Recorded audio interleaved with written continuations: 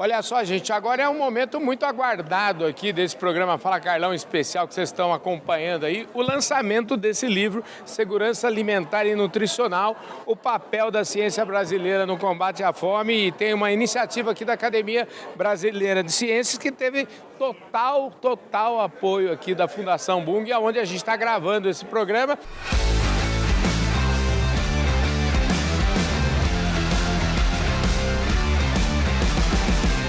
E aqui do meu lado a Cláudia Calais, que é a diretora executiva da Fundação Bung, fez um discurso aqui que eu adorei a conversa dela. Ela veio falar de um negócio importantíssimo, que é a gente aprender a trabalhar em rede.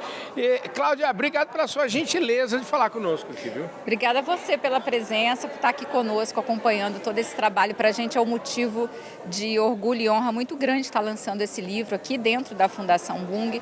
Primeiro porque é um tema muito relevante, a questão da segurança alimentar, que está diretamente ligado ao agronegócio, né, que é onde nós atuamos.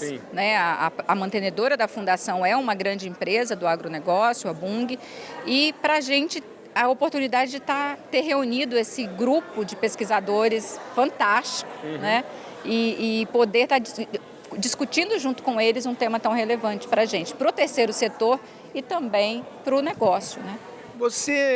Eu até comentava aqui com o Silvio Crestana e tal, eu acho que assim, até de certa forma é uma tristeza a gente estar discutindo e constatando que ainda tem gente passando fome no Brasil com tanto que a gente produz, com tanto que a gente é referência no mundo inteiro. E eu tenho a impressão que é a hora de muita união para a gente, vamos dizer assim, por prazo e acabar com isso. Como é que o seu discurso de trabalho em rede, qual que é a contribuição disso para a gente, vamos dizer, endereçar de uma vez por todas essa solução? Olha, eu acho que o que eu quis trazer muito no meu capítulo, eu trago a experiência do projeto Semeia, que é um projeto que nós realizamos no Mato Grosso, onde a gente mostra que é possível. Primeiro, a nossa visão de agronegócio. Né? Agronegócio ele é feito por grandes produtores, por agricultores familiares e também por povos tradicionais. É dessa forma que nós entendemos o agronegócio brasileiro e é onde cada um tem a mesma importância. O grande agronegócio, né, do grande produtor, ele é extremamente importante para o PIB nacional, para a questão para a produção de biocombustíveis. Hoje as commodities basicamente são utilizadas para biocombustíveis, para também nutrição animal, que voltam para a gente em forma de alimentos.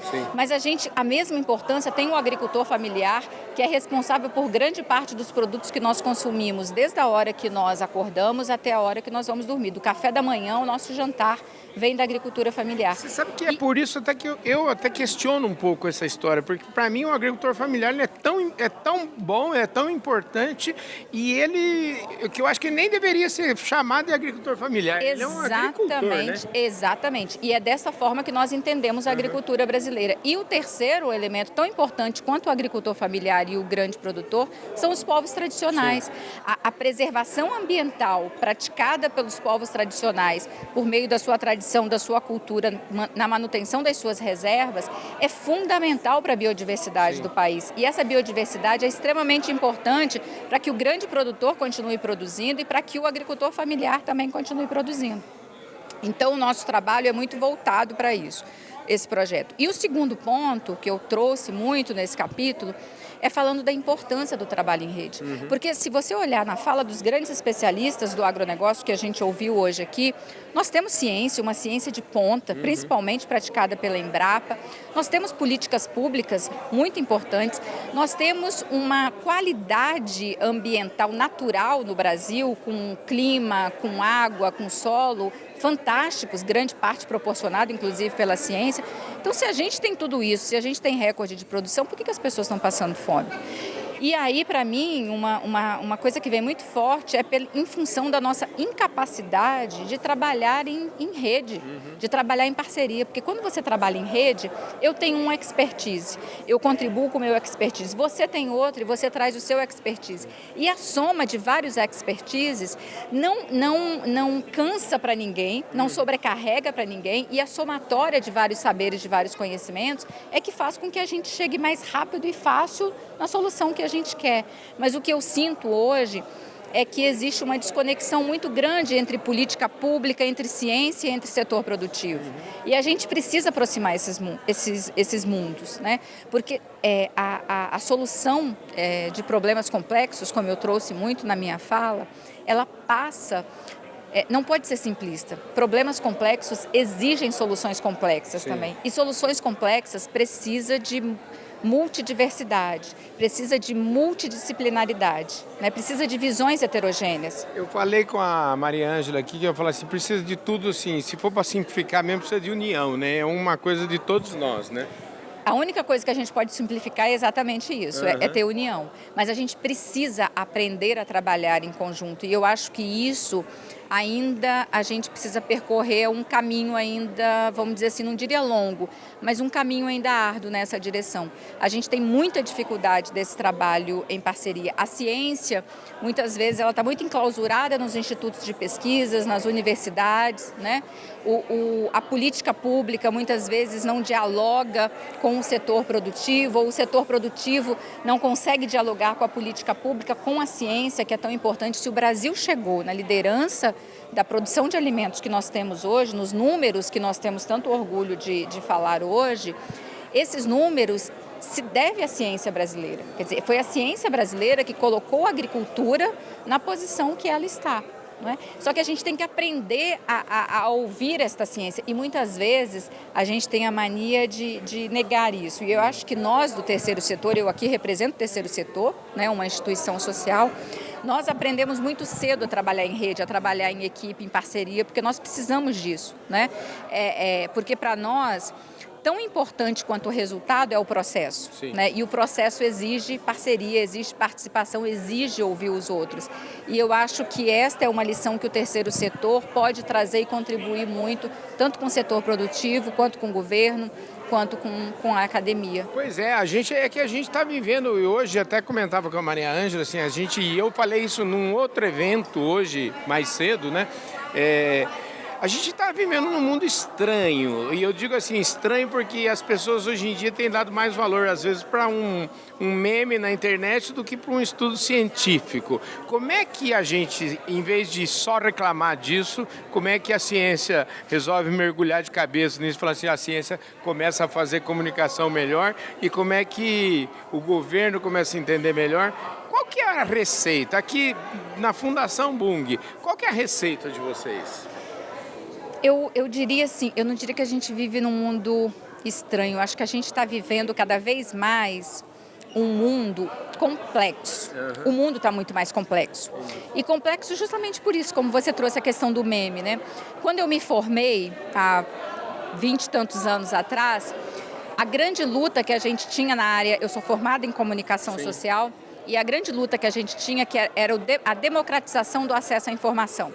Como é que mais pessoas têm acesso à informação, né? Hoje é totalmente o contrário. Hoje todo mundo tem acesso à informação na palma da mão, pelo smartphone, pelo celular, não é? Hoje o desafio é o contrário, como que eu tenho acesso a uma informação de qualidade. Eu acho que este é o grande desafio.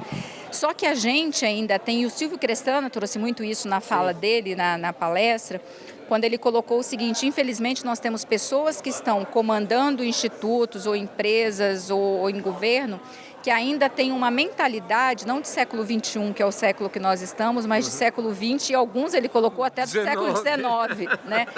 Porque eu acho que a gente ainda quer lidar com problemas complexos de forma muito simplista, né? Muito simplificada. E problemas complexos exigem também soluções complexas. E soluções complexas passa pela conexão de vários. Tem que ter vários saberes, tem que ter vários olhares, tem que ter vários pensares. E eu acho que isso é um pouco o que o terceiro setor, o que a Fundação Bung tem feito muito nas discussões que ela tem promovido, é trazer vários atores para essas discussões, é trazer várias visões para a discussão de um mesmo tema, porque nós não somos absolutos em nós mesmos, não é isso? Esse mundo de hoje, com tanto acesso à informação, com tantas possibilidades que a gente tem, e isso eu estou falando da criança ao idoso, do pobre ao rico, essa informação ela está circulando muito mais. Então não adianta a gente achar que, por exemplo, problema de violência você resolve matando bandido. Problema de educação você resolve trazendo a criança para dentro de casa e oferecendo uma educação dentro de casa. Porque o mundo mudou. Né? O mundo está muito mais diverso e a gente tem que perceber dentro dessa diversidade qual é a melhor forma da gente lidar com isso. Porque uma coisa que eu aprendi muito cedo é o seguinte: processos de mudança são inevitáveis e a mudança você não para. Ou você se junta a ela e tenta entender qual é o caminho que ela está indo, ou você fica para trás nesse processo. A mudança é igual o tempo, viu? Isso. Ela não pede licença. Não pede licença, você pode tentar segurar no meio das mãos, mas não dá, ela acontece. Eu digo que assim, a mudança é a única certeza da vida. É a única certeza. E a única decisão que nós temos que tomar é o seguinte: eu me agarro ou não a ela. E me agarrar ou não a essa mudança não quer dizer que você está abrindo mão de princípios, de valores que são importantes para você, mas como que os meus princípios, os meus valores convergem para esse processo de mudança que está vindo. E aí eu cito um exemplo simples, por exemplo, no passado, por exemplo, se você perguntasse para minha avó, né, no século passado, se você perguntasse para minha avó onde é que era o lugar de criança, ela ia falar assim: olha, criança tem que estar ajudando porque é melhor ela estar trabalhando do que ela estar na rua, porque enquanto ela está trabalhando ela está aprendendo. Nós evoluímos, o nosso raciocínio evoluiu e hoje a gente sabe que lugar de criança é na escola, não é? É lá que ela é mais produtiva para que depois seja um adulto produtivo. E hoje, quando você olha para trás, você fala: gente, mas como que a gente conseguiu conceber o trabalho infantil de uma forma tão forte como a gente tinha na sociedade brasileira, né? E é isso, mudou. Né? Essa chavinha mudou e hoje, quando a gente olha para trás, a gente fala: nossa, que bom que mudou. Então tem vários temas e conceitos que a gente lida hoje na era contemporânea, que a gente fala assim: nossa, mas será que é isso? É isso, porque o mundo passa. Está na hora de parar de perder tempo em perguntar se vale a pena, se as mudanças, se é melhor ou pior do que foi.